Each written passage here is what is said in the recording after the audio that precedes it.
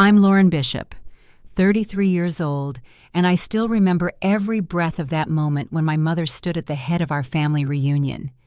Dinner raised her glass, smiled at my younger sister and said, "This is the daughter who stood by us through everything." Then turned her eyes to me and added, "The other one has never lifted a finger." I didn't flinch, not on the outside, but inside. The silence cracked something open after 9 years of quiet sacrifice. I stood, picked up my purse, and walked out without saying a word. Not one person followed me, and that silence told me more than her words ever had before. I get into the story. Leave a comment telling me where you're listening from, and if you've ever had your efforts erased by the people you did the most for, go ahead and like and subscribe. If you know what it's like to carry more than your share and still be called selfish. I was born and raised in Roseberry, Ohio, the older of 2 girls in a house with yellow siding, a big maple in the front yard, and a family dynamic that was clear before I even knew the word for it. Jenna, my younger sister, was the one they planned for sweet Sunny, easy to love. I was the one they hadn't expected. The one they reminded often not to take up so much space when I brought home straight A's, my mom would say. "That's good, Lauren. But maybe try smiling more when Jenna got a participation ribbon at a dance recital. It was cause for cake balloons. The works Our Mother Carol had a way of making love feel like something you had to earn, and I learned fast how to try. I clung to what I could control, school work schedules. I made it my mission to achieve my way into their hearts by high school. I was class president and valedictorian. But even then, my mother said you should spend less time with books and more time learning how to talk to people. It didn't matter how well I did. I was always reaching for a hand that never reached back. After graduation, I left for the University of Chicago on a full scholarship and didn't look back. Boston was supposed to be my new beginning. It was colder and sharper than Ohio, but I breathed easier there. No one looked at me and asked why I couldn't be more like Jenna. I built a life from scratch, a finance degree, then an analyst role at a firm where I felt valued, not for who my family thought I was, but for what I actually did. I lived in a small but beautiful apartment with a view of the river, and I made friends who knew me not as the quiet daughter or the awkward sibling, but as a woman with ideas worth listening to. Back home, Jenna dropped out of community college after a few semesters, tried a few jobs, never stayed long. She bounced between breakups and backpacking trips. Our parents kept the lights on for her literally and figuratively. They funded everything from yoga retreats to rent. "She's just finding herself," my mother would say, while on the phone with me, reminding me I hadn't called in a while. I was too busy working, I suppose. But the truth was, I didn't know how to show up in a house that had never truly made space for me when the market collapsed in 2008. I got a call from Dad, sounding more tired than usual. I went home for a weekend visit, and while looking for the car keys, found a foreclosure notice tucked under a stack of magazines. No one said a word about it. Not then, not ever. I went back to Boston and, without telling them, set up an automatic transfer from my checking account, enough to cover their mortgage and bills every month, just enough to keep the house from slipping away. "It's just practical," I told myself. "It's an investment in keeping the family home." But deep down, I knew what it really was. A quiet attempt to be seen. They never asked where the money came from, and I never told them they believed the budget was tighter but manageable. My mother kept thanking Jenna for being such a comfort. My father once said, "Jenna's got a good heart. She really shows up." I didn't argue. I just watched from a distance, paid their property taxes, their heating oil, their repairs, and watched them look past me anyway, Dr. Elaine Mercer. My therapist tried to tell me what was happening. "You're trying to buy love." "Lauren," she said gently, "love that should have been given freely." She wasn't wrong, but walking away felt impossible. What kind of daughter lets her parents lose their home? What kind of woman abandons the people who raised her? And still, when Jenna posted pictures of their dinners or sent messages from family parties, I wasn't invited to something in. Me tightened and stayed tight. After a while, the ache just became normal, like humidity. You stop noticing until you're somewhere dry again. I built a good life in Boston, eventually became a senior analyst, made friends I could rely on. I had a quiet rhythm. I was proud of it. Even if parts of me still lived in that yellow house in Rosebury, every time I got a text from Mom about how much Jenna had helped or how proud she was of her youngest, my heart sank a little lower, and I reminded myself that silence was safer than trying again. Then one year Jenna called, said the family reunion was coming up. Mom would be crushed if you missed another one, she said. Can't you just take a day off? The guilt was there in her voice, and something else too, something sharper. I agreed, booked a hotel in town, and told myself I could handle it with boundaries. Just one dinner, just one weekend. I packed a bottle of wine, the expensive kind, and the pearl earrings Grandma left me, and a dress that looked like success, but not too much of it. What I didn't know then was that by the end of the night, my mother would stand in front of 50 people and make a toast that would burn through every quiet thing I'd done for the past 9 years, and that walking out would be the first step toward walking into my own life. I arrived at the reunion just after 4 that Saturday afternoon. The sun was still high, the backyard already buzzing with cousins arranging tables and someone struggling to keep a string of paper lanterns from tangling in the breeze. I parked behind a silver SUV that had a bumper sticker from Georgia, likely one of my dad's brothers. I took a moment before opening the door, smoothing down the skirt of my dress, and reminding myself I had a hotel booked for the night, and I could leave whenever I wanted. That thought gave me enough calm to step out and walk up the path toward the house. My Aunt Kathy was the first to see me. She waved from the back porch and came down the steps with her arms wide open. "Lauren, I wasn't sure you'd make it," she said, her hug warm and real. "Your mom thought you might cancel again." I smiled and told her work had finally let up a little, which wasn't exactly true, but easier than explaining the months of therapy that led to this decision. I carried in the wine I'd brought and a pie from a local bakery and followed her into the kitchen where my mother was arranging trays of food like it was a wedding.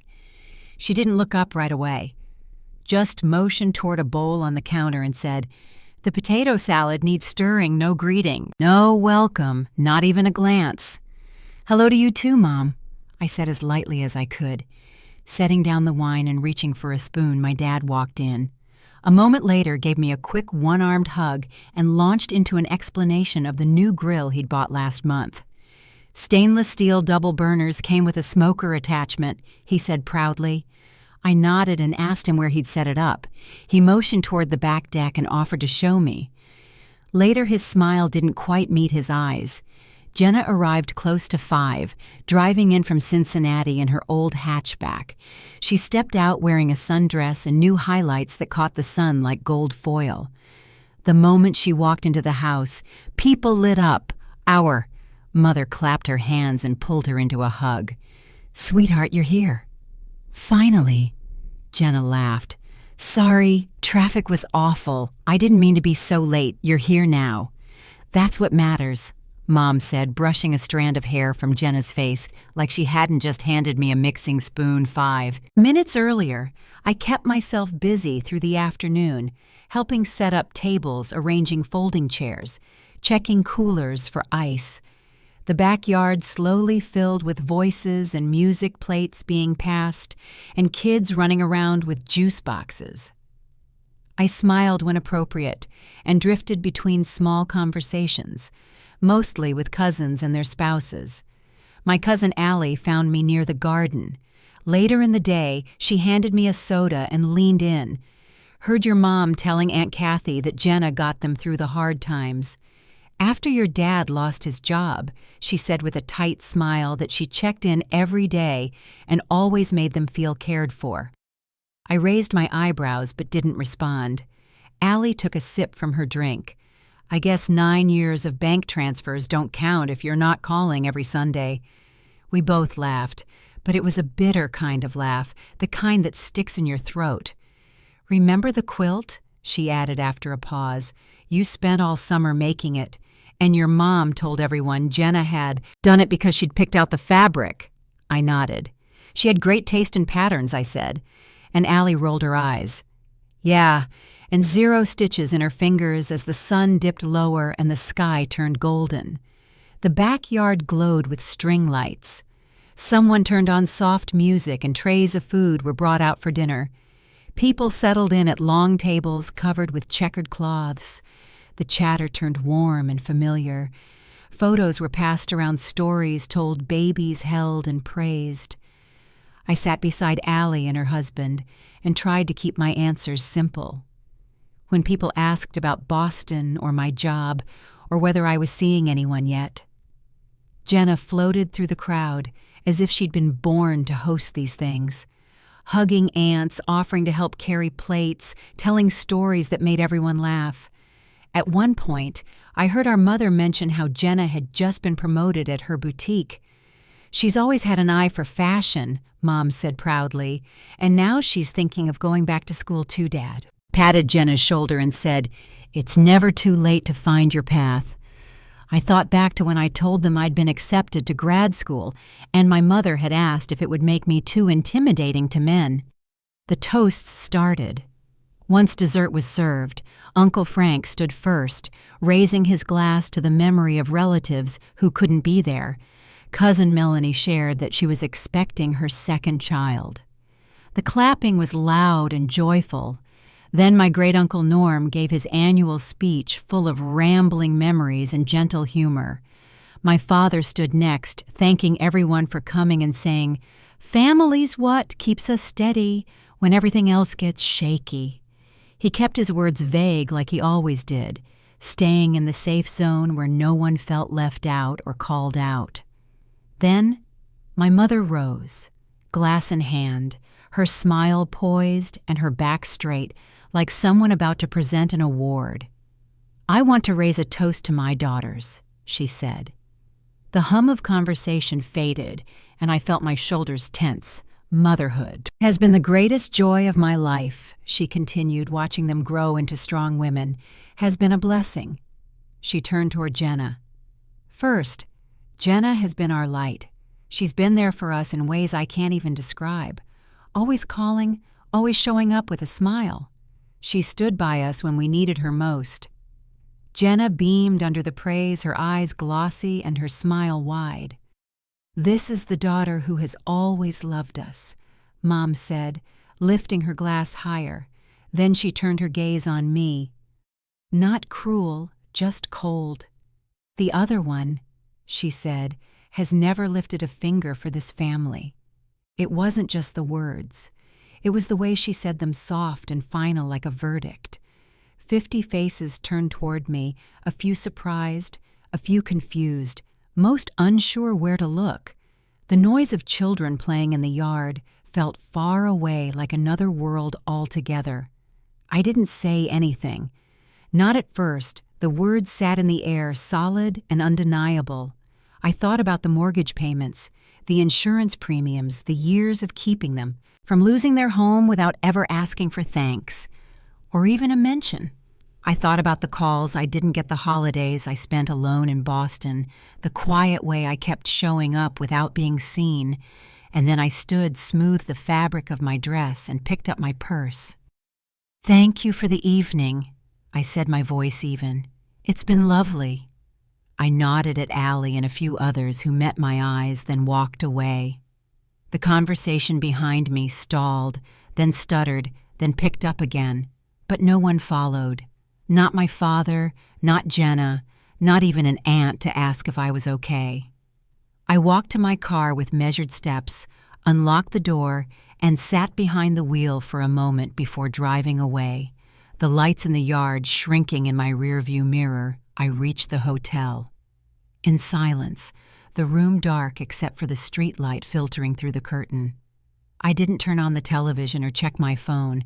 I just sat on the edge of the bed and let the quiet settle in. Somewhere beneath the sting of it all, something began to shift.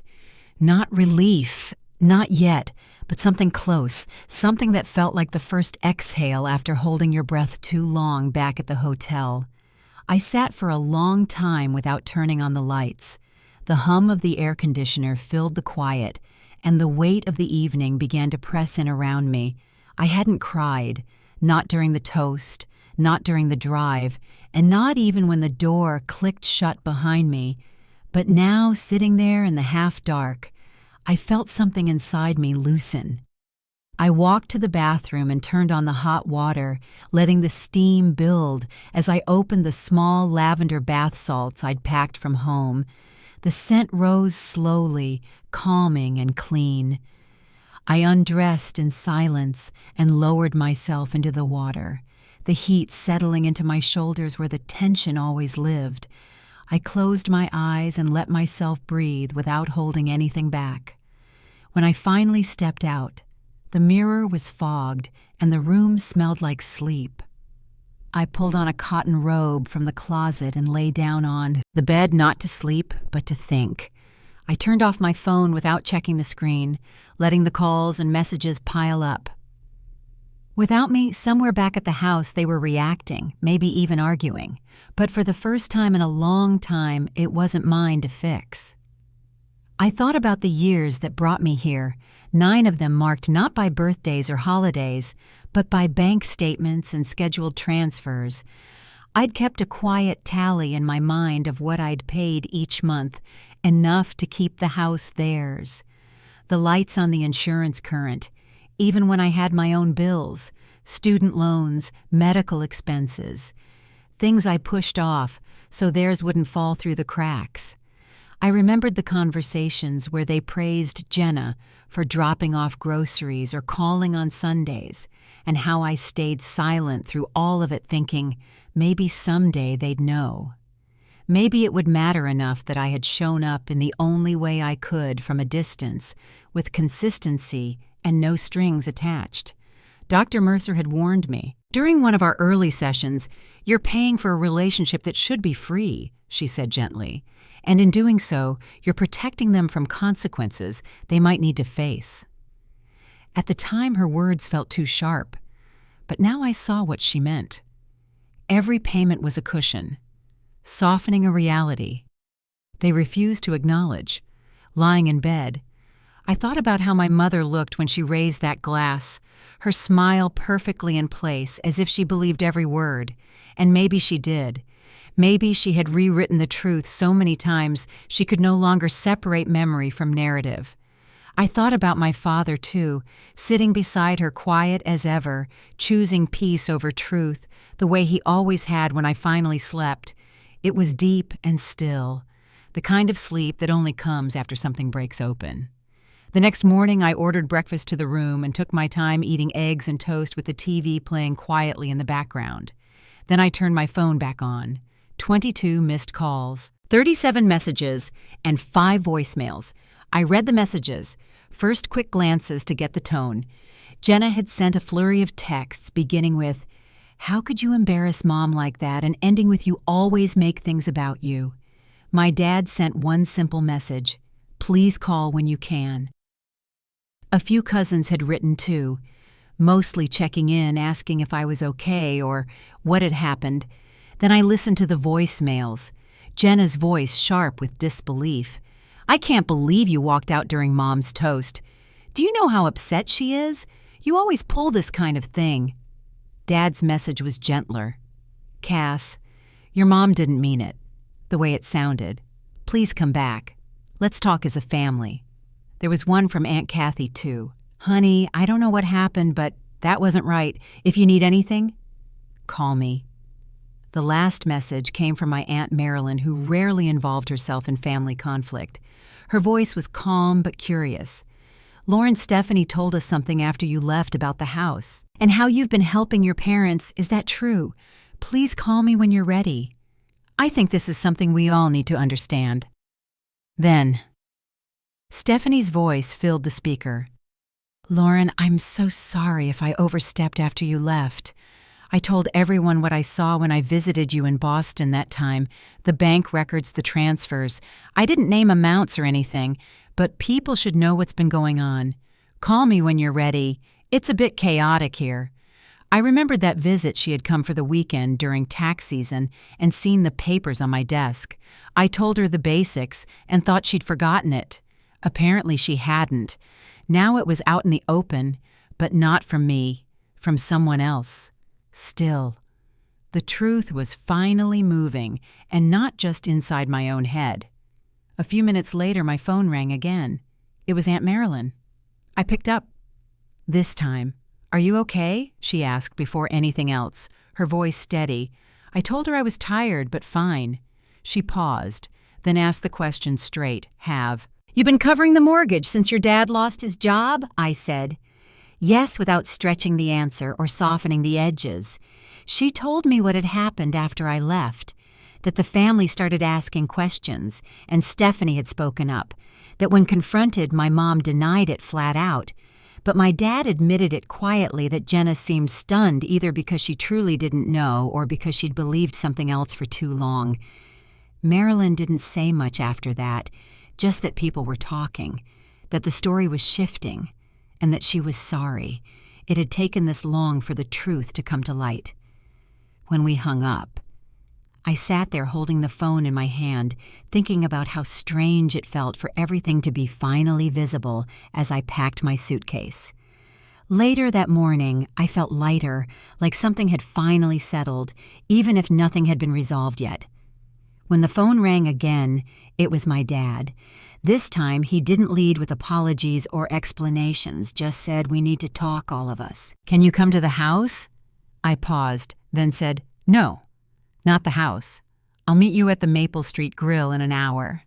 He agreed without argument. I printed copies of my transfer history at the hotel's business center. Not for revenge, not for show. Just because the facts mattered now, and they needed to be seen, laid out clearly without noise or denial. I placed them in a manila envelope and slipped it into my bag, then walked out to the car, steady and clear about what needed to happen next. The Maple Street Grill was already half full. When I walked in, the scent of brewed coffee and grilled onions drifting from the kitchen. I asked for a booth in the back corner, one where I could see the door. The waitress handed me a menu, but I set it aside and ordered coffee.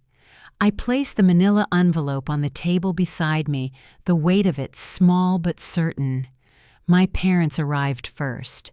My mother's hair was brushed, but not as carefully styled as usual. Her eyes were puffy, and she wore a sweater despite the warm day. My father looked tired, his shoulders rounded like he'd been carrying something heavy. They slid into the booth across from me, both avoiding direct eye contact. "Jenna's on her way," my father said. After a pause, she had to drop something off first. I nodded and took a sip from my mug, the sound of plates clattering in the kitchen filling the silence. 10 minutes later, Jenna appeared standing at the end of the table for a moment before sliding in beside our parents. Her expression was guarded, almost uncertain. The waitress returned to take their drink orders, which gave us another small stretch of quiet. When she left, I reached for the envelope and placed it in the center of the table. "I've been supporting you financially since Dad lost his job," I said, keeping my voice even. Every month for 9 years, I covered the mortgage, utilities, taxes, insurance, and whatever emergencies came up. My mother's mouth tightened. "You abandoned us," she said. "Moved to Boston and barely called or visited Jenna. Was here, she was the one who cared." I looked at her steadily. I built a life that allowed me to send this money without jeopardizing my own stability. I never asked for thanks, but I didn't expect to be told I'd done nothing. I opened the envelope and spread out the bank statements. These cover every payment from the beginning to last month. My father reached for the papers, his fingers brushing over each page. "Lauren, we didn't ask you to do this." "No," I said, I offered, "because you're my family, but you accepted it every month and let Mom tell everyone." I had never lifted a finger while giving credit to Jenna. Jenna shifted in her seat. "I did support them," she said quickly. "I visited every week, called every day, brought groceries, and that matters," I told her. "But did you ever wonder how they afforded the house, vacations, renovations on part-time income, and occasional consulting work?" She frowned. "They told me they had savings and severance." My father's voice was quiet. "The severance lasted 3 months. The savings were gone the first year." My mother turned toward him sharply. "Walter, don't make it sound like we were deceptive." He shook his head. "We managed because Lauren made it possible." I let the pause stretch before speaking. "I didn't come here for an apology. I know I won't get one. I came to tell you 2 things first. The transfers stop. Now you've had 9 years to adjust. Second, I won't keep playing this role in the family where I'm diminished and dismissed." My mother's voice rose. "You can't just cut us off. That's cruel." "It's a boundary," I said. "One I should have set long ago." Jenna crossed her arms. "So you're walking away again, running when it gets hard." "No," I said. "I'm choosing to put my time and resources into relationships that are mutual and respectful. I've spent decades trying to earn love that should have been given freely." My father looked at me, his expression pinched. "We can work through this.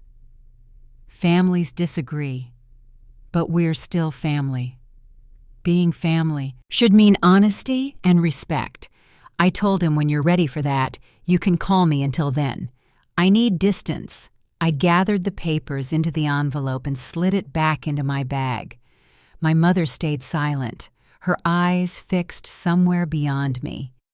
"What about the house?" Jenna asked. "What happens now?" "That depends on the choices you make," I said. "You can downsize, find more work, adjust your spending. There are options that don't involve me paying for it." I stood and set a few bills on the table for the coffee. The late morning sun was bright as I stepped outside. The air warmer than it had been when I arrived. I walked to my car without looking back. The envelope still in my bag, the conversation still ringing in my ears, but something in my chest felt lighter. I drove back to Boston that afternoon, the miles passing in a blur of green highway signs and stretches of farmland. The conversation from the diner replayed in my mind, but there was no urge to call anyone or explain myself when I reached my apartment. The familiar quiet of the space felt different, lighter, like the air had shifted. I set the envelope of statements on my desk and unpacked my bag without hesitation. There was no part of me that questioned the decision. Now the first week after ending the transfers felt strange, not because of the money itself, but because of the sudden absence of that monthly task, the one I'd never missed in nearly a decade. I redirected the automatic payment into a savings account, then closed my laptop and took a long walk along the Charles River. The water was calm, reflecting the late summer sun and the early leaves beginning to turn. Dr. Mercer noticed the change. The next time I sat across from her, "You're not holding your shoulders the same way," she said. "They're not up by your ears anymore." I hadn't realized it until she mentioned it, but there was a looseness to the way I sat, a steadiness in my breathing that hadn't been there before. 2 weeks later, I heard from Aunt Marilyn again. She said, "My parents had listed the house the asking price lower than I expected, but enough to clear what was left of the mortgage. They're looking at townhouses now." She said something smaller, something they can manage. She didn't frame it as good or bad news, just a fact that stood on its own. I thanked her for letting me know. Stephanie called. Not long after, she told me Jenna had moved back in temporarily to help with the transition. "I think she's starting to see what you've been carrying," she said. "They're leaning on her for everything now, and she doesn't have you as a buffer." According to Stephanie, Jenna had taken a full-time job for the first time since her early 20s. The novelty of steady hours and less flexibility was wearing on her. Quickly, my mother tried calling twice. In those first weeks, the first message was sharp, accusing me of turning my back on family. The second was softer, full of small talk about neighbors and recipes, as if nothing had happened. I didn't respond to either. Instead, I sent one short text when you're ready to talk. Honestly, I'm here. She didn't reply. My father reached out separately, an email. This time he wrote that he should have spoken up at the reunion, and at other times too. Moments stretching back into my childhood. I let things slide because I thought it was keeping the peace, he wrote. But I see now it was at your expense. I read the message twice before responding with my own acknowledgement, not absolving him but not closing the door. Either it was the most straightforward exchange we'd ever had. Autumn settled in and I filled my days differently without the weight of constant low-level worry. I signed up for a rowing club meeting twice a week at dawn, the cool air on the water clearing my head in a way nothing else had. I stayed later at the office taking on projects I'd once turned down because I didn't have the bandwidth. I found myself laughing more with friends, planning dinners instead of finding reasons to avoid them. Aunt Marilyn invited me to a small gathering at her home in late October. She promised my parents wouldn't be there, and she was right. The evening was easy, comfortable cousins I hadn't seen in years. Asked about my work and life in Boston without the sharp edges of comparison hanging in the air, I left that night realizing how different family could feel when the old dynamics weren't in the room. In early November, Stephanie called again, her voice quieter than usual. Jenna told me she's been thinking about calling you, she said. She says she didn't know about the money. Not really. She believed what they told her. I didn't answer right away. Stephanie didn't push. Just thought you should know, she said before hanging up.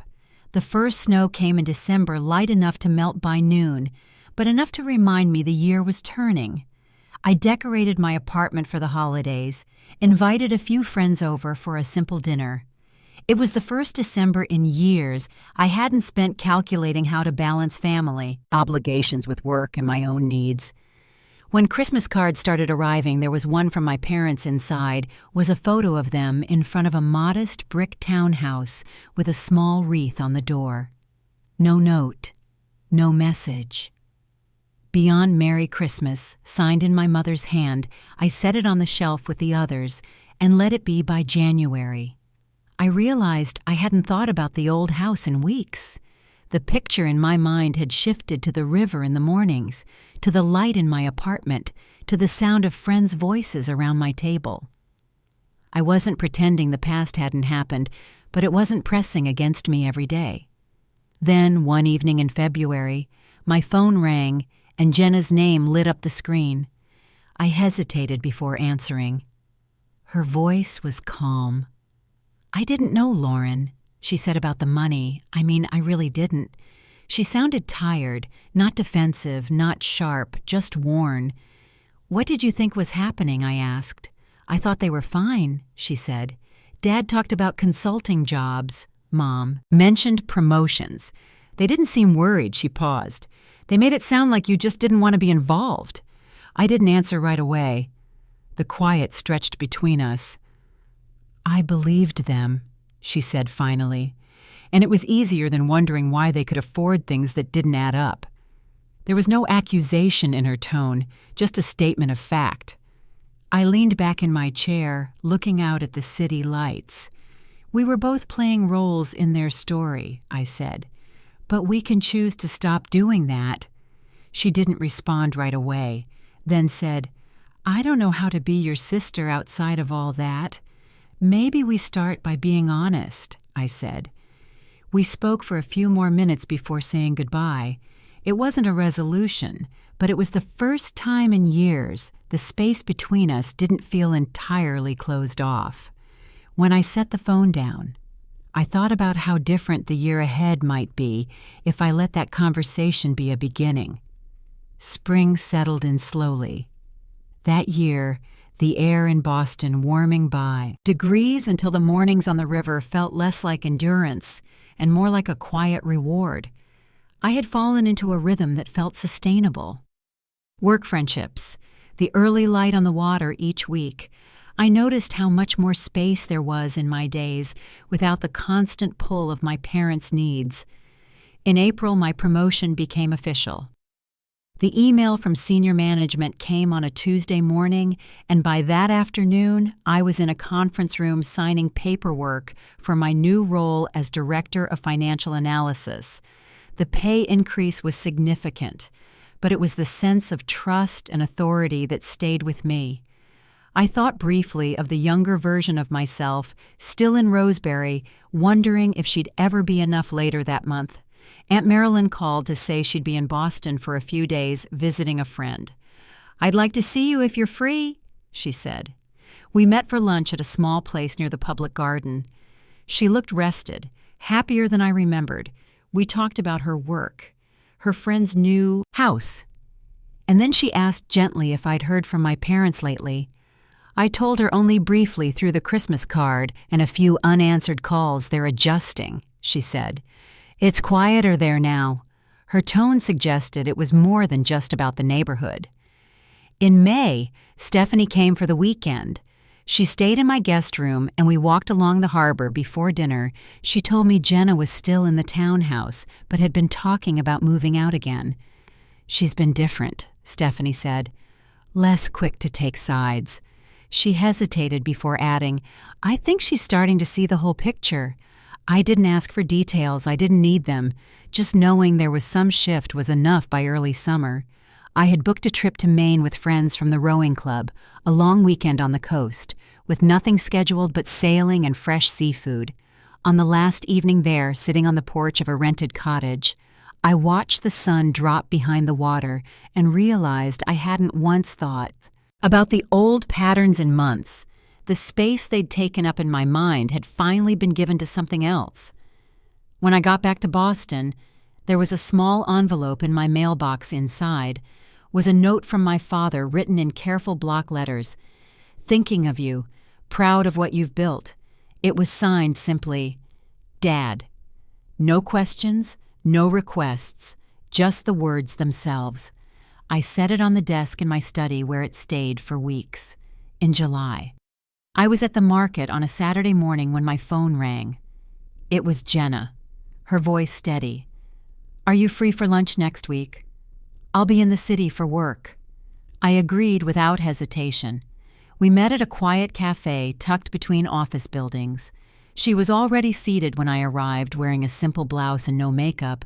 We ordered and talked about neutral things. Her job, a trip she was planning with friends midway through the meal. She set her fork down. "I've been thinking about what you said." She told me about us not letting Mom play us against each other, looked down for a moment, then back up. "I want to try that." I nodded. "So do I?" There was no rush to define what that meant. We finished our meal talking about easier subjects, but when we parted, there was a hug that didn't feel like an obligation. As summer turned toward fall, I noticed the invitations from Aunt Marilyn came more often. Dinners at her house, small gatherings where cousins and their families would stop by without any sense of competition or performance. I went when I could, and each time left with the same thought: family could be different than what I'd known. Growing up one evening in September after a long day at work, I sat on my balcony watching the city lights and reading through a stack of mail. There was another card from my father. Inside a short note saying he'd taken on a consulting project and was enjoying the work he wrote, that the smaller home suited them better than expected. I didn't answer right away, but I kept the card. The days shortened, the air cooled, and by October, I was back to rowing in the half-light of early morning, my breath visible in the chill, the water dark and still. It was the same river, the same path, but I felt steadier in it, anchored in a way I hadn't before. Then in late October, an email arrived from Aunt Marilyn Thanksgiving at my place this year. She wrote, "Would love to have you there.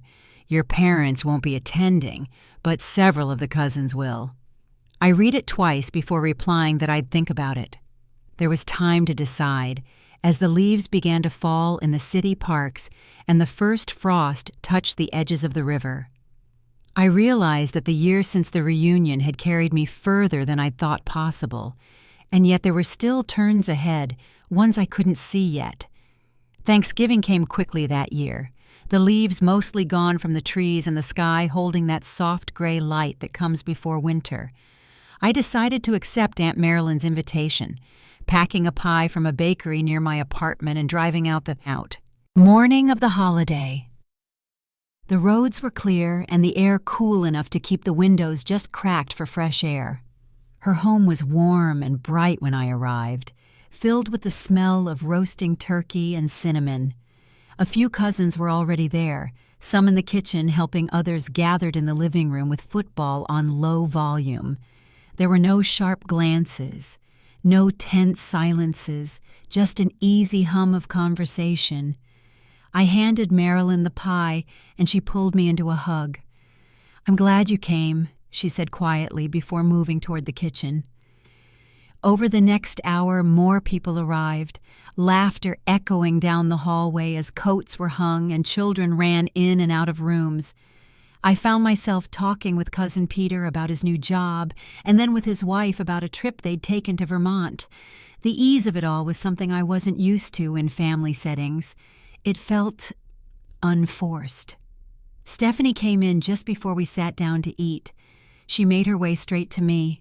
"Jenna asked about you," she said softly. "She didn't know if you'd be here." I nodded. I didn't tell her I was coming. There wasn't time for more before Marilyn called us to the table. The meal was set, buffet style, with everyone filling plates before finding a seat. I ended up between Stephanie and Peter. The conversation stayed light, stories from work, funny moments from childhood. No one brought up my parents. No one mentioned the reunion. It was as if this table existed in a separate space from all that history.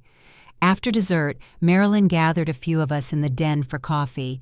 She told a story about her first Thanksgiving in that house years ago when the oven broke halfway through, cooking the turkey, and they ended up eating sandwiches.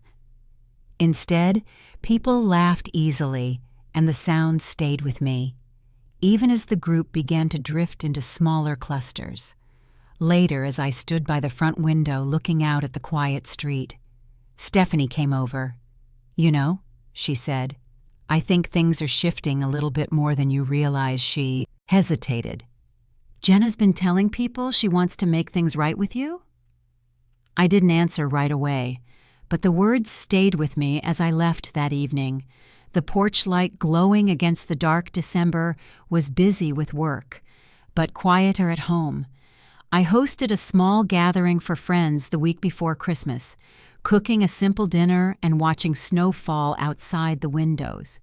There were cards in the mail again, one from my parents with a photo of them in the townhouse, this time with a short message from my father wishing me well for the new year in January. I met Jenna for lunch again. This time in her city, she'd invited me without preamble, and we picked a cafe she liked near her office. She looked less tired than the last time we'd met, her hair pulled back and a notebook on the table beside her coffee. "I've been thinking a lot," she said, "about how we got here and about how I let myself believe things without asking questions." I listened without interrupting. "I can't change how it started," she went on, "but I'd like to figure out how to have a different kind of relationship with you now." Her voice was steady, not rehearsed, just honest. I nodded. "We can try that." It wasn't a promise of resolution, but it was a place to begin again. As winter moved toward spring, I realized I was answering her calls more quickly, meeting her halfway in the conversations. It didn't erase the years before, but it opened a door, one that stayed open without me holding it there by March. The rowing club was back on the river in the softer light of early mornings, the cold lifting and the water moving more easily under the oars. There was something grounding in the repetition, the push, the glide, the quiet between strokes. It was on one of those mornings that I checked my phone afterward and saw a message from Marilyn. She was already planning the summer gathering. No pressure, she'd written, but several of us would love to see you there. I read it twice before tucking the phone back into my pocket. The decision could wait, but the possibility felt different this time. Lighter. Somehow spring carried me into June with a kind of quiet momentum I hadn't felt in years. The days stretched longer and softer, the air warm enough to leave windows open. In the evenings, one Saturday morning, I sat at my kitchen table with a cup of coffee scrolling through messages when I saw another note from Marilyn. This one was simpler than before. Just 3 words. Hope you'll come. I thought about it for a while, picturing the summer gathering, the easy way people had moved around her house at Thanksgiving, the laughter from the den. I knew it wouldn't be the same as the reunions of the past. It didn't need to be the same in July. I drove out to her place again. The yard was set up with tables under the shade of old oaks, pitchers of lemonade lined up on one end, a long grill smoking at the other. There were familiar faces and some I hadn't met before. The conversations were light moving between weather garden tips and who had the best pie recipe.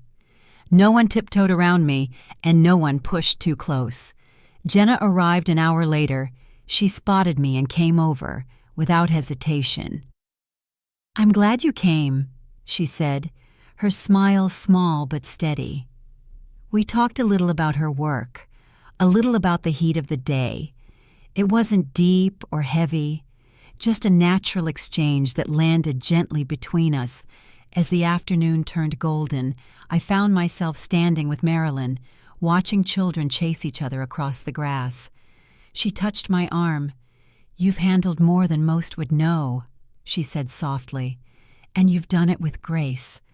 I didn't know how to answer, so I just nodded, letting the words settle where they landed when I left that evening. The drive home felt different. The miles didn't weigh as much. The road seemed less like a stretch between separate worlds and more like a thread tying them loosely together. Not everything had been fixed, but something had shifted enough to matter.